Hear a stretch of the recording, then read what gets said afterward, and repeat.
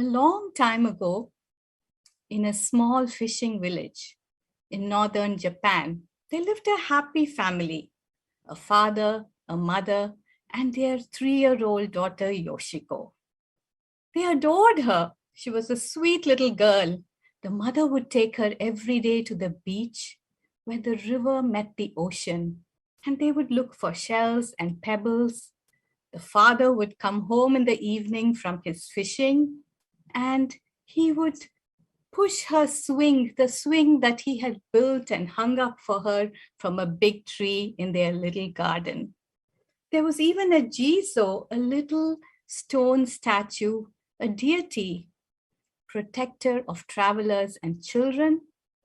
And he told her many stories, and they also got her for good luck something called an omomori, a little charm like this, holding blessings and prayers. And Yoshiko wore this happily around her neck. She felt so special. But things started to change. She noticed that her mother's belly was becoming bigger and bigger and bigger. And soon there was an addition to her family, a cute little baby boy with dark hair and sparkling eyes. Yoshiko loved him, and she would hold him, but she also wanted to play with him, and her parents told her that she would have to wait. She also noticed that her mother didn't have time to take her to the beach. Her father hardly told her any stories, and she started getting really sad and angry, especially when they gave the brother a charm identical to hers and put it around his neck. She didn't feel that special anymore. And one day in the morning, she decided to do something. She got out of her little house and walked through the mist, heading to the beach. She knew that her family would not care. They were far too busy to care. And as she went there, she was angry. She picked up the pebbles and started throwing them into the water. She noticed that a group of fish came by, a whole family of fish. They were bright and all in unison. She looked down and she said, "Can I be part of your family? I would love to swim and bathe with you. Please, please take me." Of course, they didn't hear her, and they kept swimming. She walked up the river, and she came upon a little cluster of trees. There were monkeys hanging on to the branches, chattering away. Some mothers were holding their baby monkeys and grooming them. She looked up and said, "I am Yoshiko. Can I be part of your family? I would love to come and play with you and eat nuts with you." But they didn't seem to hear her. So she kept walking and walking until she came to a little hill.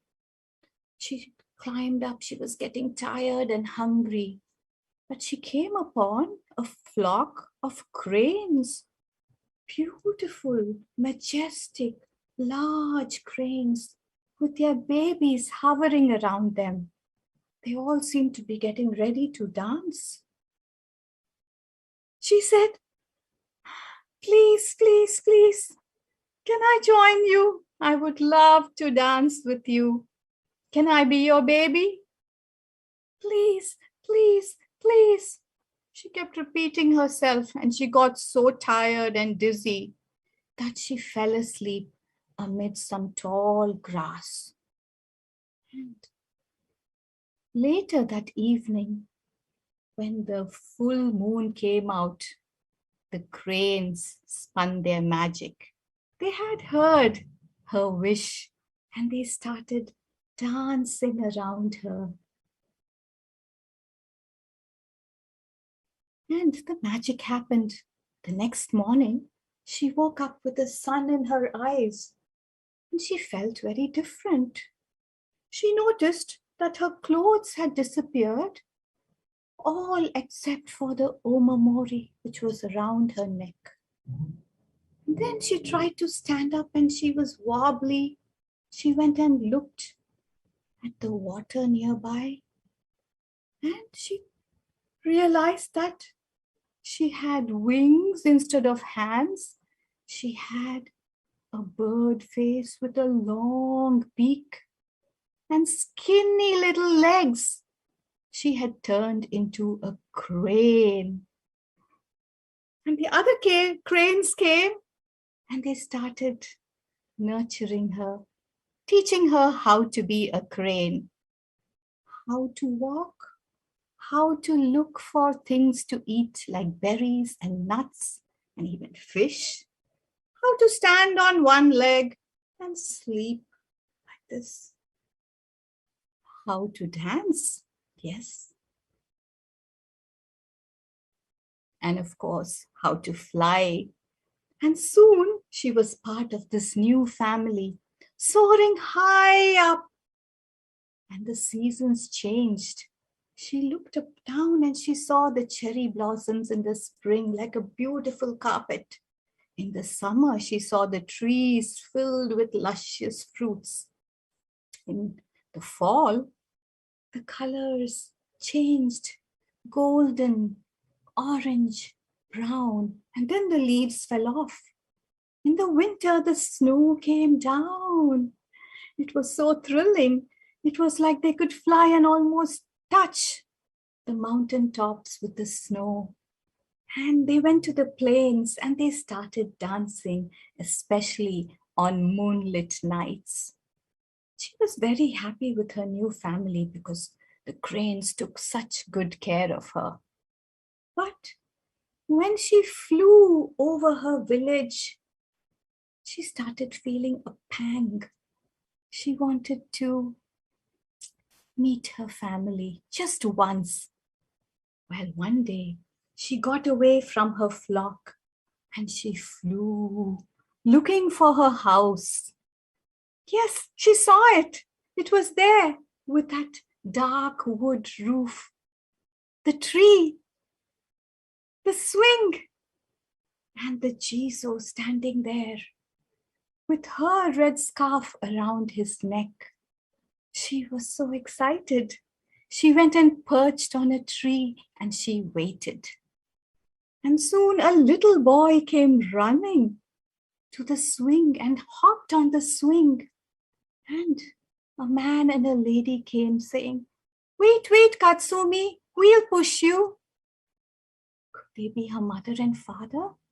They had aged a little bit, but she recognized them. And then they were pushing the boy and they started talking about her. The mother said, "I miss Yoshiko.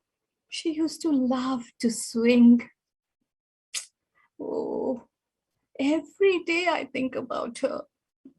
The father added, "Yes, I have searched far and wide for her, but all I found were her clothes."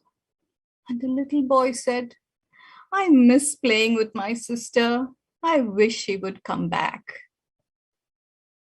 The crane girl watched this and her heart melted. They love me. They still love me, she thought. And she wanted to let them know. She went, "Caw, caw, caw." But they didn't understand.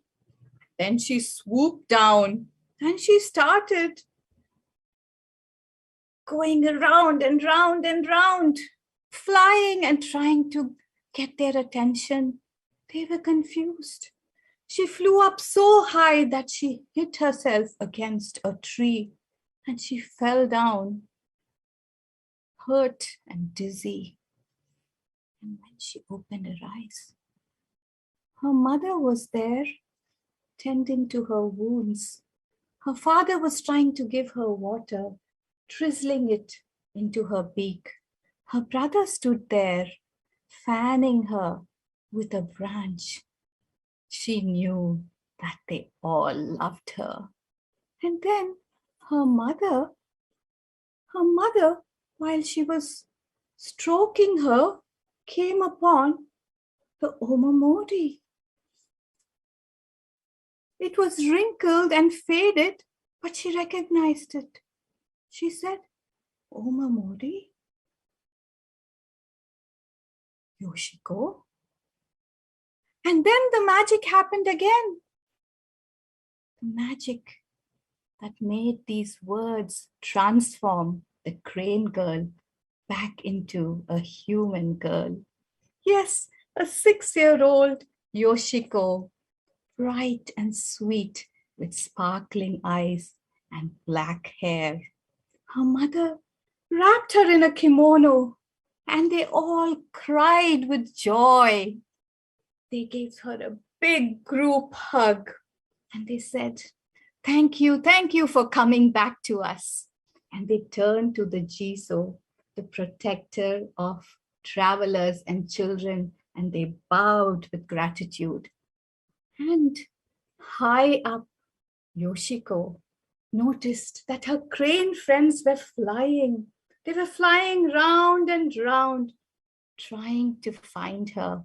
She waved to them, telling them in her heart that she was home again, but she would be eternally grateful for their kindness and their nurturing. And she wanted their blessings to live happily forever with her real family. Arigato.